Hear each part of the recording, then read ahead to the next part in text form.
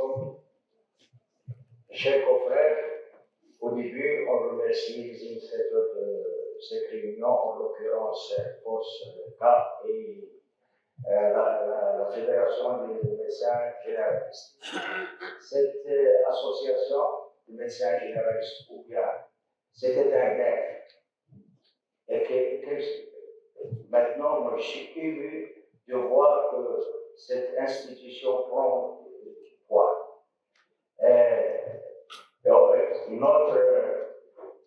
Un autre point, je suis ému parce que je vais présenter un fleuron de la médecine au Maroc, un professeur, un docteur en économie, et un expert, un conseiller de plusieurs institutions internationales, en l'occurrence, M.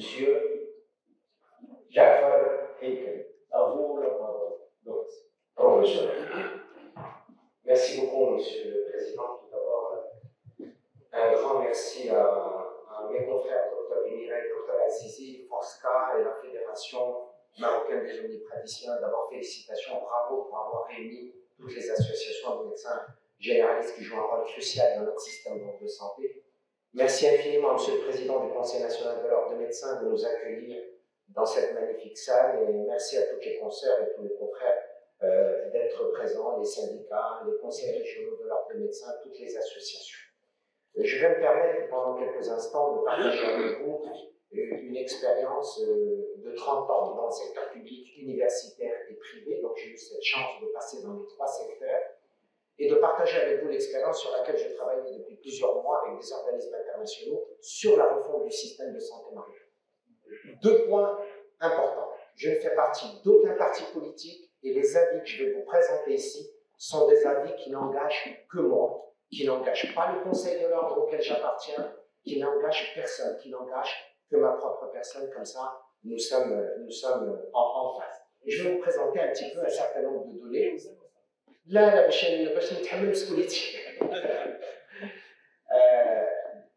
et tout d'abord, je voudrais avant tout cela dire combien j'ai eu la chance de travailler avec 2 personnes qui sont ici, qui vont parler d'une partie de la refonte, à savoir le professeur Anas Toukali, qui va parler sur un axe important, et mon grand ami Dr Brahimi Mustafa, qui lui aussi va parler sur un autre aspect. J'ai eu la chance de travailler avec eux et de continuer à partager un certain nombre de politiques. Est-ce que je peux avoir? Alors, première slide qui est importante. Est-ce qu'il faut qu'on réfléchisse à un modèle de système de santé marocain et voir comment on va le financer? Ou alors il faut déjà penser au financement avant de mettre en place un modèle qui correspond. C'est là fait la clé. Et si vous n'impliquez pas les professionnels de santé, si vous n'impliquez pas le Conseil de l'Ordre des médecins, si vous n'impliquez pas les syndicats, si vous n'impliquez pas les associations de médecins, vous verrez dans quelques instants que malheureusement, un certain nombre d'objectifs, malgré toute la bonne volonté, ne pourront pas être atteints. Je vous rappelle que notre système de santé il est classique, hein, vous le connaissez tous, c'est le secteur public, le secteur privé avec non lucratif et le secteur privé avec lucratif. Et quand on pense à cette refonte du système de santé, et notre président en a parlé il y a quelques instants, on a l'impression qu'on parle que du secteur public. Et cette refonte du système de santé, si elle n'implique pas le secteur privé à but non lucratif et le secteur privé à but lucratif, eh bien nous risquons d'avoir de nombreux problèmes. Regardez en bas que finalement, la Constitution, en son article 31, nous permet à tout Marocain, tout citoyen, d'avoir accès aux services de santé. C'est un droit fondamental. Mais ce qu'on s'aperçoit, c'est que l'accès aux services de santé dépend de votre capacité de financement et non pas de la pathologie dont vous souffrez. On va le voir dans quelques instants. Cette refonte du système de santé, il faut revenir à l'historique, elle a un enjeu politique extrêmement important. D'abord, il y a eu plusieurs rapports, vous le savez bien, le Conseil économique, social et de l'environnement, le nouveau modèle avec la commission sur le nouveau modèle de développement, plusieurs commissions parlementaires, et Dr Brahimi Mustafa est là, énormément de commissions ont émis des recommandations. Ces recommandations, sur le terrain, est-ce qu'elles ont été mises en œuvre? L'enjeu au Maroc, ce n'est pas les lois, c'est leur mise en œuvre et leur application. Donc, si vous mettez en place un certain nombre de lois et vous ne les mettez pas en œuvre, vous ne donnez pas les moyens pour leur mise en œuvre, vous verrez que malheureusement, ça ne marchera pas. déjà depuis 2018, vous vous rappelez, le discours de Sa Majesté en 2018 a parlé, et encore une fois, certains politiques continuent à parler, vous le voyez dans les journaux et les médias, la réforme, la réforme. Sa Majesté n'a jamais parlé de réforme, il a parlé de refonte du système de santé. Et c'est pas une réforme, c'est une refonte du système de santé. C'est-à-dire, il faut reconstruire notre système de santé sur de nouvelles bases. Pourquoi? Parce qu'on a vu les résultats. Est-ce qu'il y a un Marocain aujourd'hui qui peut dire que le Ramed, c'est pas une bonne chose? Le Ramed, c'est une excellente chose sur le plan social et sur le plan sociétal. Mais sa mise en œuvre n'a pas donné les résultats attendus. Et personne n'osait en parler jusqu'au moment où il y a eu le discours de Sa Majesté, où il a dit, malheureusement, le Ramed n'a pas répondu aux objectifs d'accès aux services de santé, de qualité, de performance, etc. On va voir des résultats. Puis également en 2020, et puis également en 2021. Plusieurs autres discours qui ont demandé au gouvernement la généralisation de la protection sociale d'ici décembre 2022. Donc, imaginez-vous, on a 11 millions et demi de Marocains qui sont couverts, où il faut rajouter 22 millions de Marocains d'ici décembre 2022. C'est-à-dire à partir d'aujourd'hui, le 7 octobre, dans 2 mois et demi. Dans 2 mois et demi, nous passons d'un système où nous couvrons 11 millions et demi de personnes à un système où on devra couvrir 33 millions de personnes qui, avec une carte, n'auront pas accès aux services de santé publics, auront accès aux services de santé publics et privés. Est-ce que nous avons préparé notre système de santé, notre offre de soins? Il y a la demande, c'est du citoyen, mais l'offre de soins en face, est-ce qu'il y a une adéquation entre la demande et l'offre, entre le public et le privé? Ça, c'est une question fondamentale. Le deuxième enjeu politique qui est important, c'est que maintenant on s'appelle ministère de la Santé et de la Protection sociale. Mais, Monsieur le Président, s'il vous plaît, on n'a pas vu. C'est le ministère de la Santé et de la Protection sociale, mais on ne lui a pas donné les moyens de la protection sociale, puisque toute la protection sociale est au ministère du Budget délégué auprès du ministère de l'Économie et des Finances, puisque le CNSS et la CMAM étant l'ex-CNOPS, dépendent du ministère donc, du Budget. Et donc le ministère de la Santé et de la Protection sociale a, sur le plan théorique, sur le plan philosophique, sur le plan sociétal, une responsabilité de protection sociale, mais les moyens qui vont avec, il ne les a pas. Et donc, il faudrait qu'on ait, justement, qu'on réfléchisse à ce niveau. Quand on parle de 51 milliards de dirhams qui sont mis en place pour la protection sociale, il ne faut pas oublier que 28 milliards vont venir des cotisations. Ce n'est pas de l'État, mais c'est des cotisations des gens dont cet argent va venir. Mais tout ce qui concerne l'assurance maladie, c'est 14 milliards de dirhams. Je vous rappelle que le budget du ministère de la Santé, c'est 23 milliards de dirhams. Mais quand on parle du budget du ministère de la Santé, ce n'est pas la dépense en santé, les amis, il faut faire la différence. Le budget du ministère de la Santé, c'est 23 milliards de dirhams, mais la dépense en santé au Maroc, c'est à peu près 62 milliards de dirhams. Mais sur cette dépense de santé, qui la finance? 59,7% sont financés par le tourisme. Alors, quand je vous dis c'est 45%, je vais vous montrer tout de suite, c'est pas vrai, c'est pas 45%, c'est 59,7%. Alors, la refonte, il en a parlé, donc si vous voulez, les 4 piliers, moi je vais me concentrer sur la gouvernance, la stratégie, la réorganisation du ministère et du système, et je vais évidemment laisser ceux qui connaissent très bien le domaine, Dr Brahimi, parler de la régionalisation, et professeur Anas Boukali parler de l'autre volet qui est la digitalisation et le système donc, d'information. Mais par contre, je rejoins ce que dit notre président, c'est qu'il y a eu très peu de concertation, encore une fois. J'assume ce que je dis, c'est que j'estime que les médecins, que les conseils de l'ordre, que les syndicats, que les associations n'ont pas été suffisamment impliqués dans cette réflexion sur la refonte du système de santé. On avait demandé il y a plusieurs années déjà ce qu'on a appelé non pas des assises de la santé, mais des états généraux de la santé, pour que tous les professionnels de la santé puissent donner leur point de vue. Évidemment, c'est le gouvernement qui décide, évidemment, c'est le Parlement qui légifère, mais c'est important de demander l'avis des personnes qui sont concernées. Alors, vous allez me dire, mais finalement, la réalité, c'est quoi les raisons de cette refonte du système de santé? Pourquoi est-ce qu'au Maroc, on veut revoir de fond en comble notre système de santé? D'abord parce que depuis 2002, on a eu énormément de lois importantes sur la protection sociale. La loi 6500, vous vous rappelez, 2002, puis elle a démarré en 2005. Le RAMED, essentiellement mis en œuvre, n'a été fait que sur une décision royale en 2012, et puis aujourd'hui, on est en 2022. Et donc, on se pose un certain nombre de questions. On se dit, finalement, ce qui a été proposé, la loi 3409, la loi 131-13 de l'exercice donc, des médecins, quels sont les résultats sur le terrain? Est-ce que finalement, on a répondu à des questions fondamentales qui nous concernent. Est-ce que le citoyen marocain a plus d'accès aux services de santé? Est-ce que le citoyen marocain peut aller librement entre le public et le privé sans payer un maximum de sa poche? Est-ce que le citoyen marocain a une qualité de service? Et enfin, est-ce que le citoyen marocain est satisfait de son système de santé? Est-ce que nous avons répondu à ces 4 questions fondamentales, nous qui sommes des acteurs donc, du système de santé? Et encore une fois, ce n'est pas moi qui le dis, on va le voir. Le Maroc est classé en termes de performance de son système de santé parmi les moins bons, alors que le Maroc mérite. Nous avons les médecins qu'il faut, nous avons le système qu'il faut, mais est-ce que ce n'est peut-être pas un problème de financement, peut-être un problème donc, de gouvernance donc, du système? Et enfin, le système d'information sanitaire, il est arrivé encore une fois à plusieurs reprises de demander au ministre donc, de la Santé de dire, Monsieur le ministre, comment vous faites la planification alors que vous n'avez aucune information sanitaire sur le secteur privé? Comment vous pouvez planifier des lits d'hôpitaux? Comment vous pouvez construire des lits d'hôpitaux? Comment vous pouvez réfléchir sur l'hypertension et le diabète si vous n'avez pas de données sur le secteur privé? Et je vous invite à aller se taper sur la problématique du système d'information. Si vous n'avez pas de données sur le secteur privé qui comprend plus de la moitié des médecins du Maroc, comment est-ce que votre information sanitaire est suffisamment fiable? Alors, les objectifs, je ne reviendrai pas, les objectifs, Monsieur le Président du Conseil national de l'ordre en a parlé, les objectifs, ils sont là. Il n'y a personne au Maroc qui est contre ces objectifs. On peut faire un vote, on va trouver quasiment 100% qui est d'accord sur les objectifs. Mais le problème, ce n'est pas les objectifs. Le problème, c'est comment on va réaliser ces objectifs. Si on vous dit, on veut que les médecins soient satisfaits, tout le monde va dire, moi je pas. Mais comment rendre les médecins plus satisfaits et leur donner les moyens de travailler? On veut plus d'accès aux services de santé aux citoyens marocains, et tout le monde le veut. Mais comment? Etc. Vous allez le voir dans quelques instants, tout ça, c'est, quand on dit la valorisation des ressources humaines, la valorisation des médecins.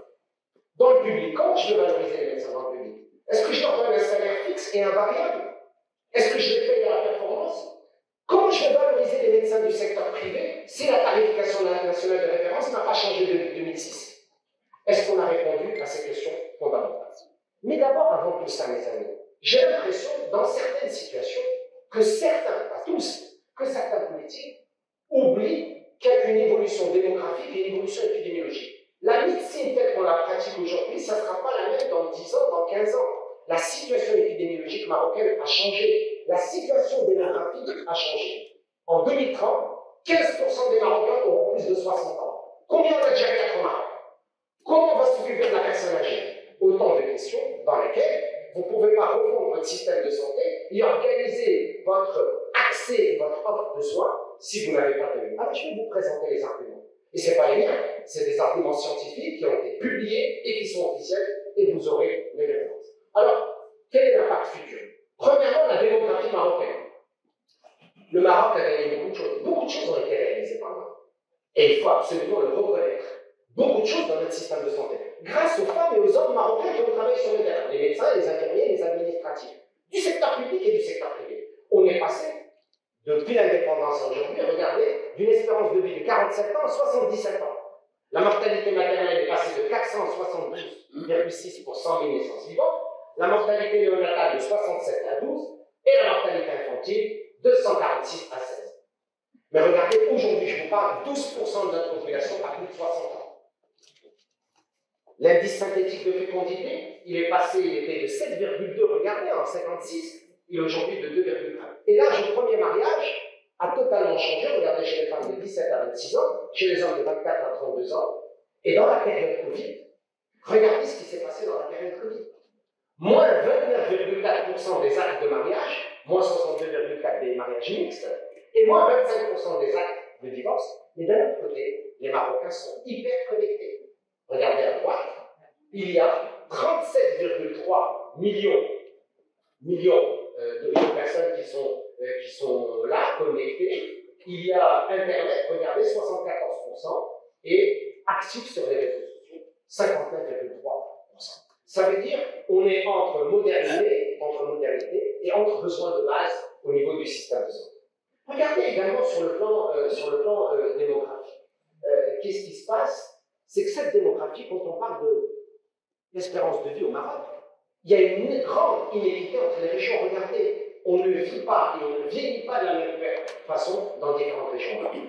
En fonction donc du sexe, en fonction du milieu, et également en fonction des régions. Ça, ce sont les différentes régions. Regardez, ici, en fonction du niveau de la maman, plus la maman n'a pas de niveau scolaire et plus l'espérance de vie, elle est moins bonne. Mais ce qui est encore plus sérieux, c'est que si vous analysez l'espérance de vie en bonne santé au Maroc, on perd 10 ans. Si notre espérance de vie classique, elle est de 77 ans, notre espérance de vie en bonne santé au Maroc, elle est de 67 ans. 10 ans d'écart entre une espérance de vie et une espérance de vie en bonne santé. Regardez également, quand vous analysez les données de la CNOPS et les données de la CNSS, c'est-à-dire les données du public et les données du privé. Eh bien, vous constatez qu'on ne s'occupe pas de la même type de population. Il n'y a pas le même taux de sinistralité, il n'y a pas le même taux de maladie, il n'y a pas le même niveau de vieillesse entre la CNSS et la CNOPS. Mais mes amis, c'est une évidence. Si déjà sur le plan démographique, c'est des populations qui sont complètement différentes, vous vous imaginez qu'il ne peut pas, sur le plan financier, y avoir donc le même impact. Regardez par exemple au niveau de la CNOPS, 18% des clients de la CNOPS ont plus de 60 ans, alors que ceux de la CNSS, 8,5%. Sur le plan épidémiologique, quand on analyse les ménages marocains, nous avons 13% de morbidité au Maroc. Qu'est-ce que ça veut dire? Ça veut dire qu'environ un ménage sur 6 au Maroc a obligatoirement une pathologie chronique. Un ménage sur 6. C'est important. Et quand je parle de maladie chronique, c'est diabète, c'est hypertension, insuffisance rénale, cancer et d'autres maladies chroniques. Cette morbidité, elle affecte, regardez, plus les citadins que les ruraux, et elle est 2 à 7 fois plus élevée chez les 60 ans et plus. Donc regardez comment évolue notre épidémiologie dans le contexte marocain. Et ce qui est plus intéressant, c'est de voir les données internationales et les nôtres.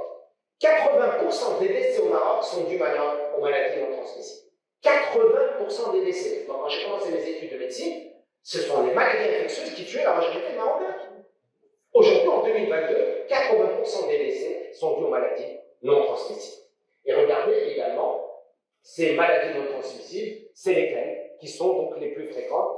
Et vous le savez, on a à peu près 10% des Marocains adultes qui sont diabétiques, 30% qui sont hypertendus, 40 000 nouveaux cas de cancer donc, chaque année, etc. Si également, vous voyez la prévalence des maladies chroniques. Ces chiffres, vous les avez à votre disposition. Ces slides restent à la disposition de Forscar et de la Fédération, et vous pouvez les utiliser. Mais regardez que la morbidité est complètement différente d'une région à l'autre. Est-ce que vous pouvez avoir un système de santé qui va appliquer exactement la même chose verticalisée entre les Lyon, Oujda, Darbela, Rabat, Tanger et Husseima? Ce n'est pas possible. L'épidémiologie est totalement différente. L'accès aux services de santé est complètement différent. La puissance du secteur privé est complètement différente. Et donc, c'est important de se poser la question. Et regardez maintenant les chiffres de la prévalence des ALD. Encore une fois, regardez entre les régions. Vous avez une prévalence totalement différente d'une région à l'autre, et en fonction que vous soyez dans le secteur public ou dans le secteur privé. Alors regardons, combien de malades se font soigner? Nous prenons en charge combien de malades? Eh bien, les amis, on n'a aucune donnée sur le privé. Je suis incapable de vous dire combien il y a d'hypertendus qui sont traités dans le privé. Et il y en a plein.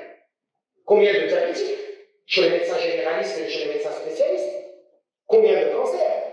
Combien d'autres types donc, de pathologies? Par contre, voici, regardez des chiffres dans les hôpitaux publics. L'année dernière, en 2021, on s'est occupé de 1 285 000 hypertendus au Maroc. Mais vous savez combien il y a d'hypertendus au Maroc? Il y en a 6,7 millions. On s'est occupé de 970 000 diabétiques, mais parmi les 2,3 millions de diabétiques. Sachant que vous le savez, vous êtes mieux placé que moi, qu'une bonne partie de diabétiques ne se savent pas diabétiques. À la base. Donc ces chiffres que je vous dis, ce sont des chiffres minimums. Regardez les urétrites, regardez la tuberculose, et regardez par exemple la consultation de psychiatrie. On a consulté 196 000 cas de psychiatrie, et l'hospitalisation a concerné 11 700 personnes. Les amis, c'est ça les données de base. C'est ça les données de base dans les secteurs publics, de combien on traite de personnes par rapport à l'ensemble des besoins donc des citoyens. Alors, est-ce que les Marocains utilisent les services de santé? Eh bien, ça aussi, ce n'est pas mes chiffres. Moi, je ne suis qu'un pauvre médecin économiste. Et quand j'analyse les chiffres, je me dis, mais je ne comprends pas. de santé. Et ça, c'est pas mes chiffres, c'est les chiffres officiels. Et je regarde et je dis, quel est le pourcentage qui va chez le dispensaire? 18%, mes amis. Et quel est le pourcentage qui va à l'hôpital public? 26%. En cabinet privé, combien? 42,6%. C'est-à-dire, quand on me dit que le premier accès au service de santé du citoyen marocain, c'est d'abord le centre de santé et c'est d'abord le secteur public, non. Ce n'est pas ça. Et ce ne sont pas des chiffres, ça. Ce sont des chiffres officiels. Et regardez, clinique privée 2,4, c'est l'enquête Palette qui a été faite au Maroc. Mais on peut aller plus loin, mes amis. On peut aller plus loin et regarder en fonction du type de niveau que vous avez. Est-ce que vous allez chez le généraliste ou si vous allez chez le spécialiste? En milieu urbain ou milieu urbain. Là, encore une fois, c'est les chiffres officiels. Il suffit de les lire, de les analyser et d'essayer de comprendre ce qui se passe. Eh bien, regardez, pour les gens qui ont un niveau supérieur, eh ben, 68% vont plutôt choisir d'aller chez un spécialiste d'abord avant le généraliste. Par contre, pour les gens qui n'ont aucun niveau ou qui sont de faible niveau, eh bien, vous allez avoir plutôt la majorité qui va avoir 52% qui va aller d'abord chez le médecin généraliste. Mais mes amis, ces données sont importantes. Il faut les analyser quand vous êtes en train de refondre votre système de santé et de dire qu'est-ce qui est réellement aujourd'hui le parcours de soins du citoyen marocain. Est-ce qu'il commence par la pharmacie? Est-ce qu'il commence par le généraliste? Est-ce qu'il commence par le spécialiste? Est-ce que c'est la même chose à Gouéra, qu'à Tanger, qu'à Boulmine, à Smara, à Nknes, à Kazan? C'est d'abord cette analyse qu'il faut faire. Et quand on va un peu plus loin, mes amis, dans l'analyse, regardez qu'est-ce qui s'est passé pendant le Covid. Parce qu'on a parlé de l'impact de la Covid sur le plan social, sur le plan économique, ce qui est une très bonne chose. Et le Maroc a fait beaucoup de belles choses. Et il faut remercier les médecins, femmes et hommes, les infirmiers du secteur public et privé qui ont été là pour la Covid. Parce que, mes amis, sur à peu près, pour que vous ayez un ordre de grandeur, sur les 1,6 million de Covid marocains, qui les a soignés? Des médecins japonais, des Irlandais, des gens. C'est des médecins, des hommes et des femmes, médecins marocains du public et du privé.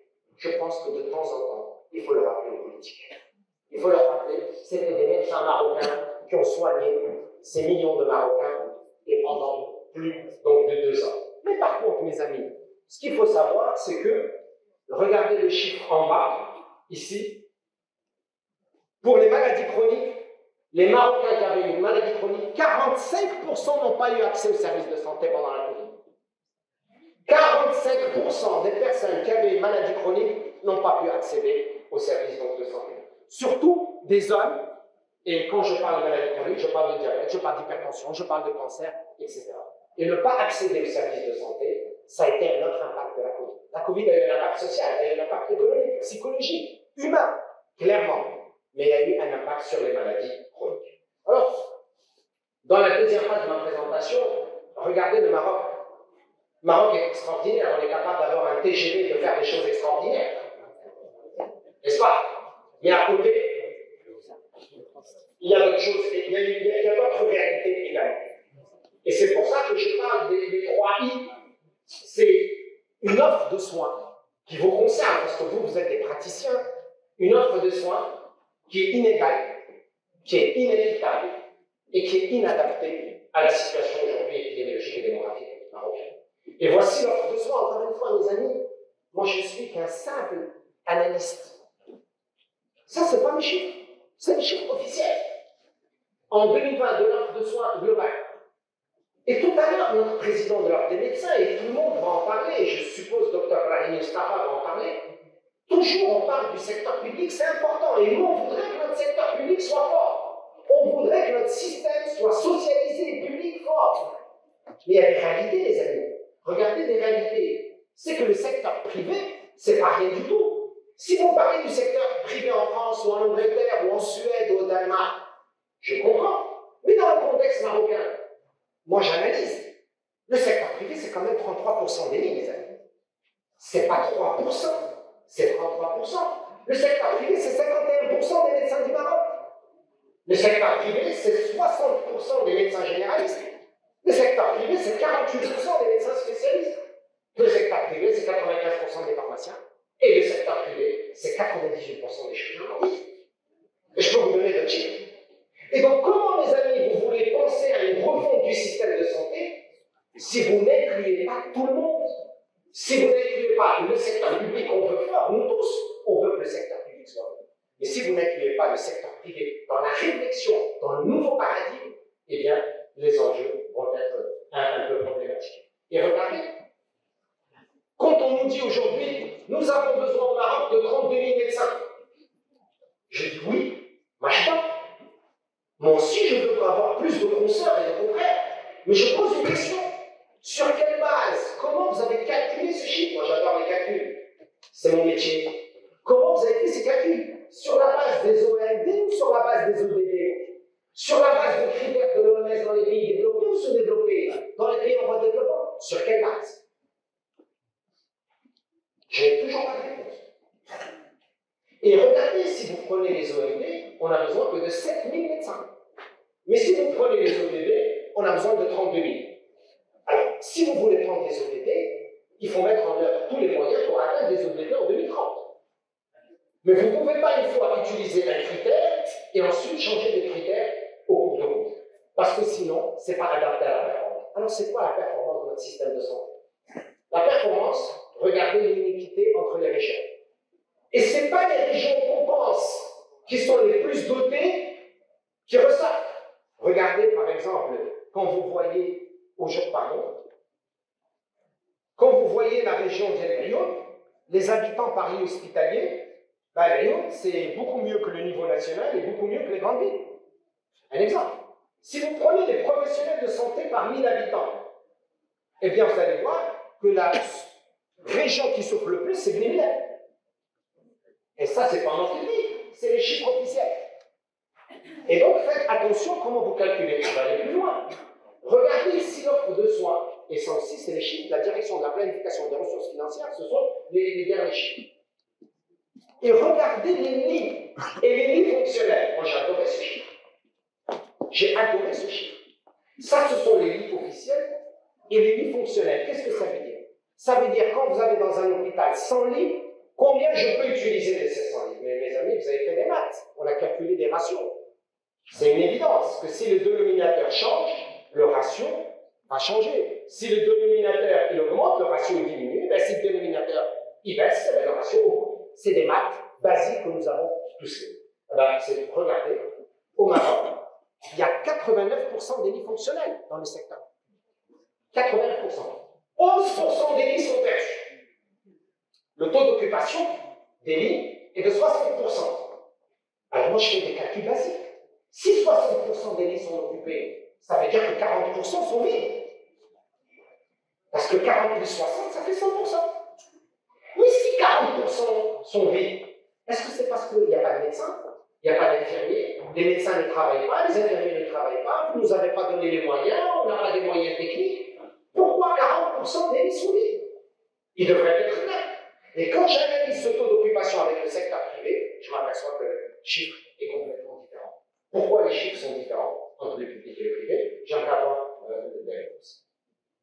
Regardez les dépenses en santé. Je passe maintenant côté argent. Et on vous dit, les dépenses en santé au Maroc sont supportées par l'État. L'État ne dépense que 25 à 27% des dépenses de santé. Mes amis, si vous étiez dans une entreprise, m'adresser à notre docteur en droit et président de l'Ordre des médecins, si vous êtes dans une entreprise et vous avez des actionnaires, et que dans cette entreprise, un actionnaire a 59,7% des actions, qui a le droit de vote?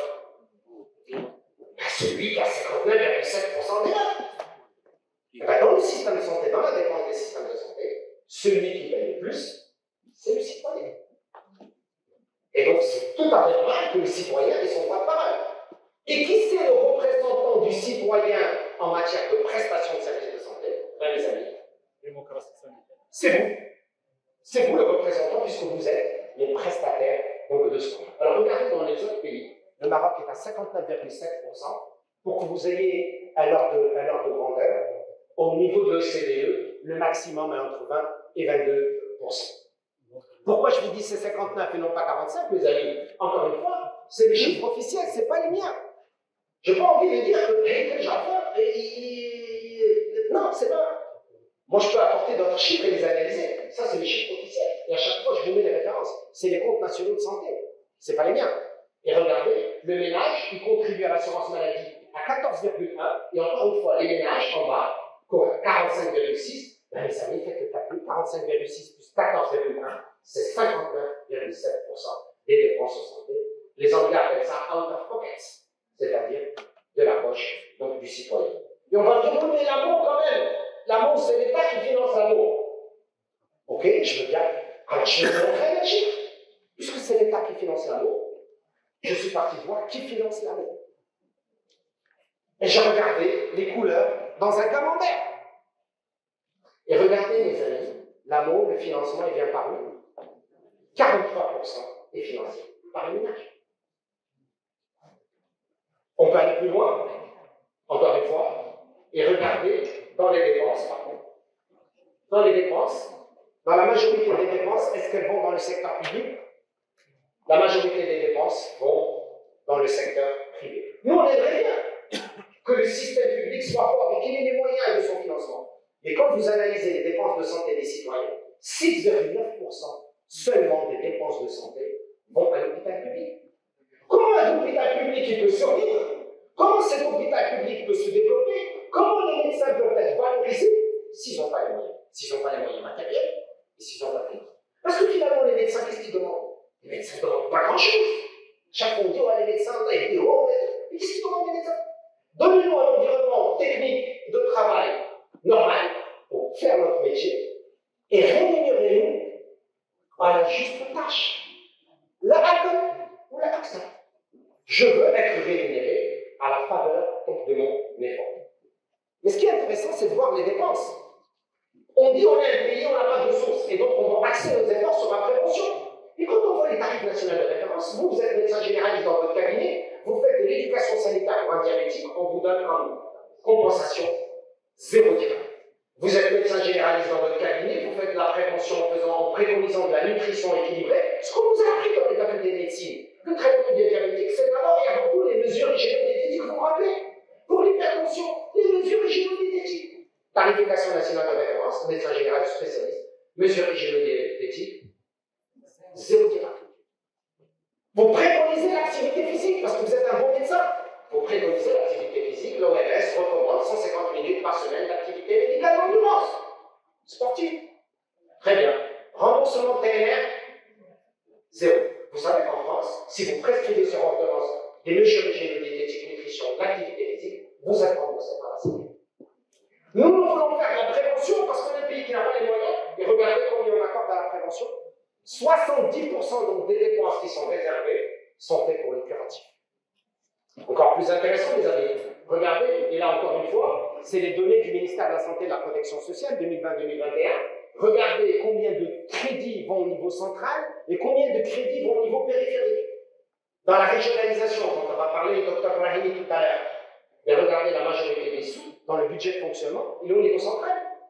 Le budget de fonctionnement, la majorité est au niveau central. Si vous parlez des crédits d'investissement, le tiers va au niveau central.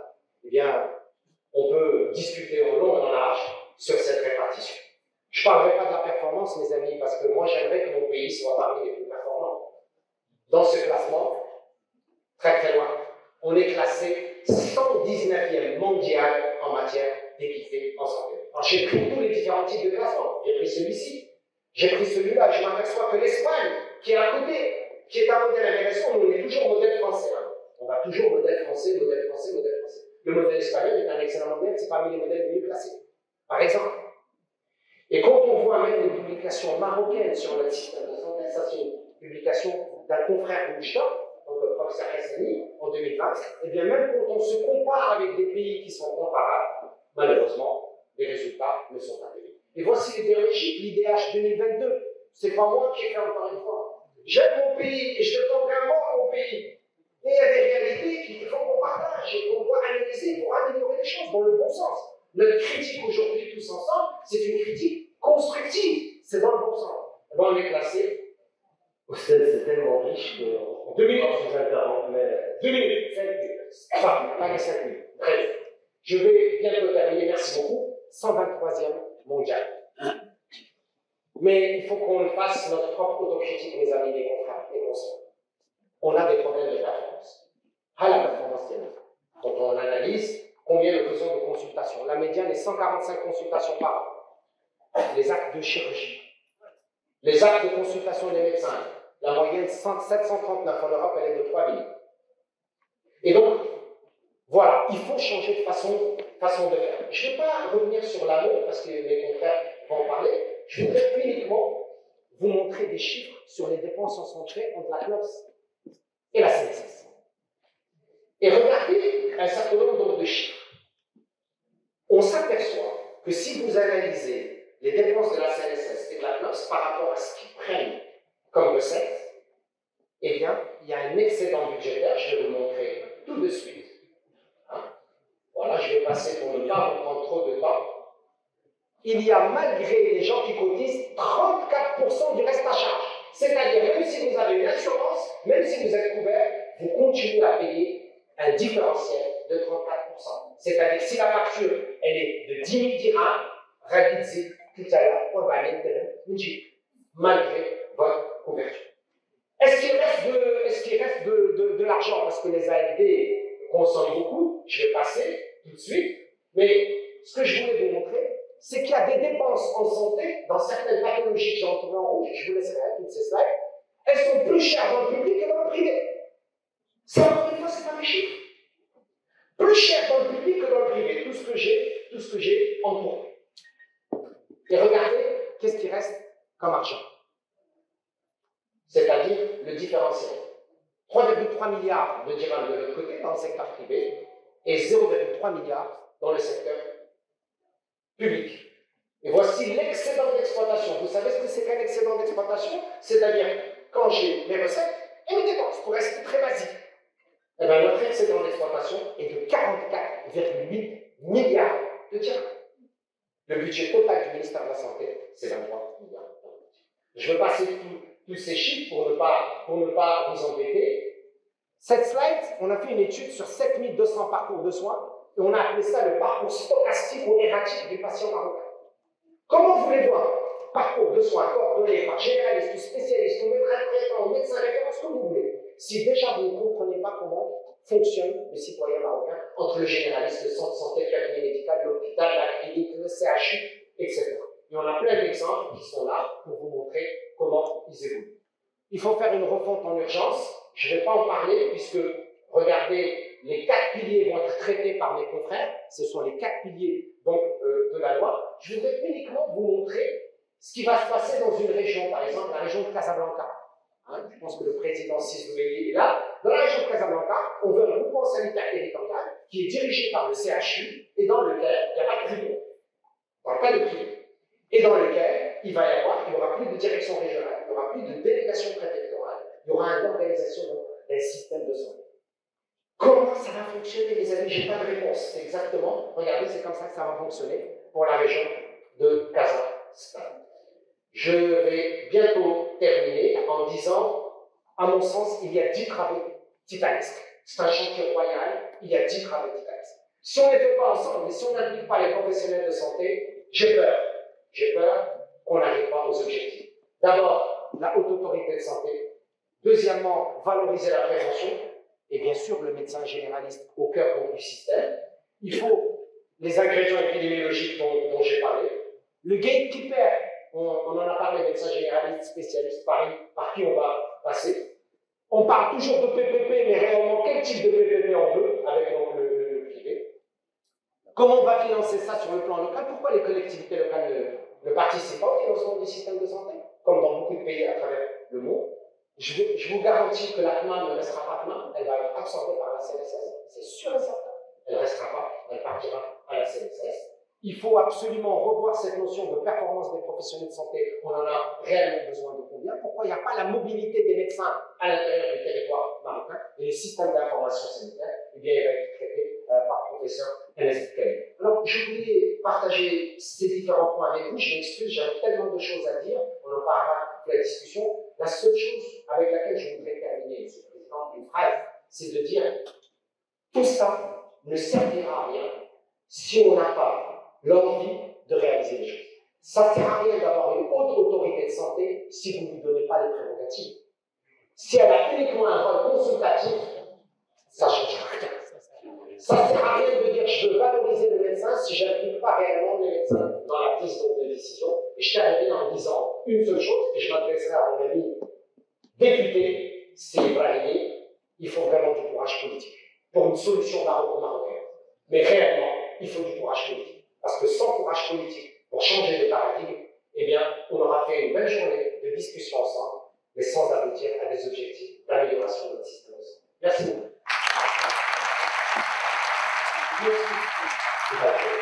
Merci beaucoup, professeur. Toujours comme d'habitude.